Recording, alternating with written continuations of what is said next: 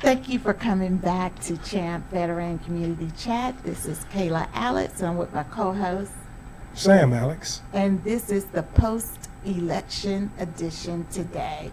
We don't have any guests today. We just want to kind of do a post-check and just do a peer support online, right, today with all of our listeners. And we'll be meeting at 6 p.m. on campus for our first Veteran Connect group, Support Connect group.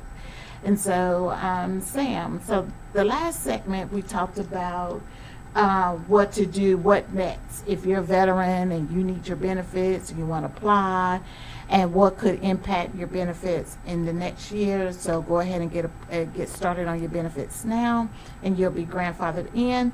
And now we're going to talk about wellness tools. And so what are some of the wellness tools, Sam? Yes, great question. You know, we know that wellness tools are a list of skills and strategies for keeping ourselves well and for feeling better if we don't feel well. Wellness tools are simple, safe, accessible, and often free things we can do to recover or maintain our wellness.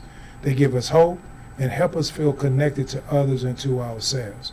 And this source of information comes from the Wellness Recovery Action Plan, which is a evidence-based program, WRAP, developed by a doctor many years ago that has been proven to help folks get better and stay better. So with that being said, self-care is so important.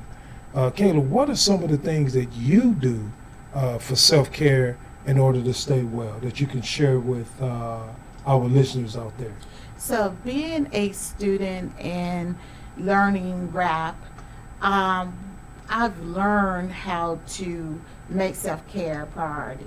And so whenever I'm feeling melancholy and sad or just out of sorts, I do something that makes me feel good. I do acknowledge my feelings. So I'm not trying to sweep my feelings under the rug or dismiss them, but I do something to kind of help me get out of that rut. So some of the things that I do, one, I will get my hair done or go and get my nails done. But two, I will also go and work out. I think getting outside, going to walk or go for a jog or being active. And I know we have a Connect group that does active activities. Movement, right? Movement, yes, on Tuesday evenings. But just getting out the house, getting some vitamin D, getting out there, just kind of release those endorphins that will help clear your head, put you in a positive, healthy space mentally. And so those are some of my wellness tools. You know, watching comedy. I love comedy. I mean, you know, I was kind of feeling a little down as the numbers were coming in last night, and so I went on BET Plus and started playing Martin episodes. So, you know, just to kind of laugh and kind of get into a more positive spirit. Great points. I think hearing you say that is so important. RAP, which was created by Mary Ellen Copeland, we're talking about wellness tools. For me, when I'm back able to be more active and working out, for sure, walking, getting outdoors.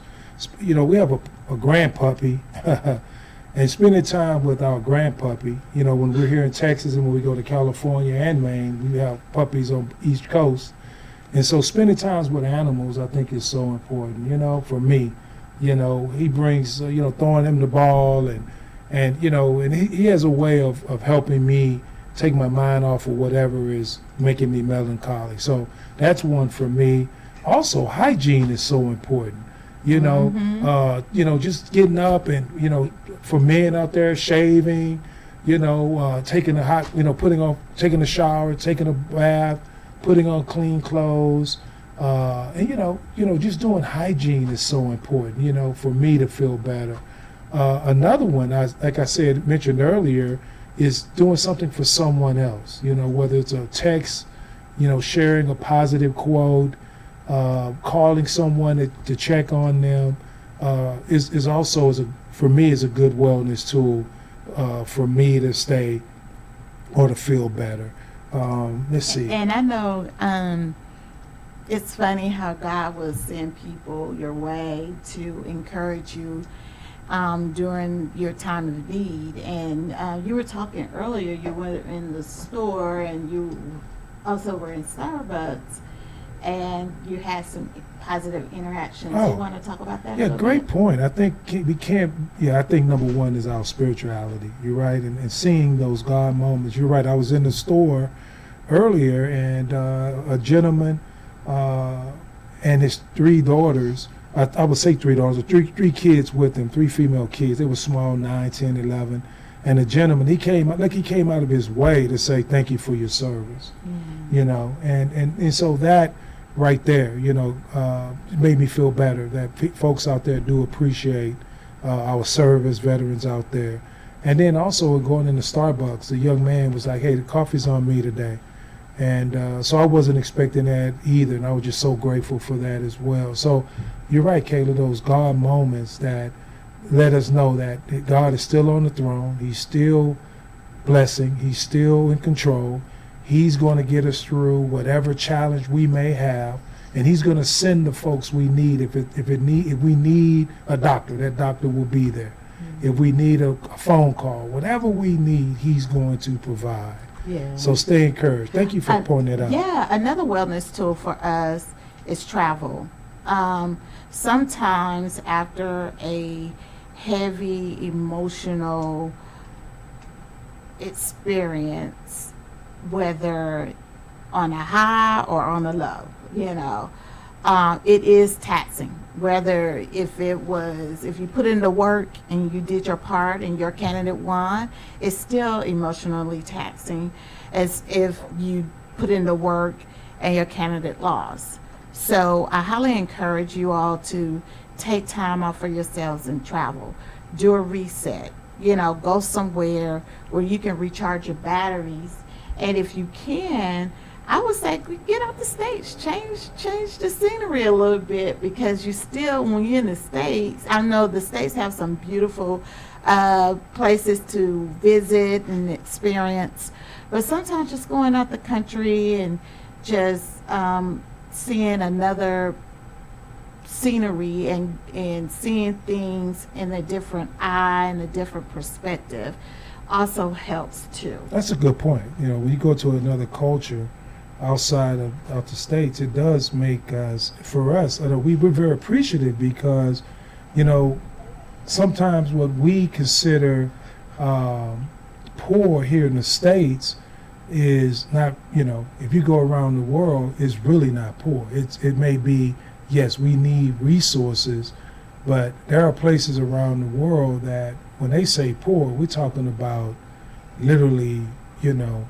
not knowing where your next meal is coming from. Right. And so it really gives us a different perspective, and it allows us to reset and be grateful for what we have here in the United States. Yeah. You know, for instance, as a community, guys, we got to remember the fight that we're fighting was for the top office in the land. We're not fighting for, okay, am I going to eat tonight? The fight is for taking the mountain. And so we have to be mindful and grateful to be in the arena. You know, that famous poem by Teddy Roosevelt about the man in the arena. And in this case, the woman in the arena. So VP Harris, keep your head up. You have, you know, we're very proud of you. My wife ran for office a few years back. And from a dependent or support standpoint, from a husband standpoint, man, seeing what my wife went through with the what is required, and that was for a state rep position. I can imagine for the highest office in the land.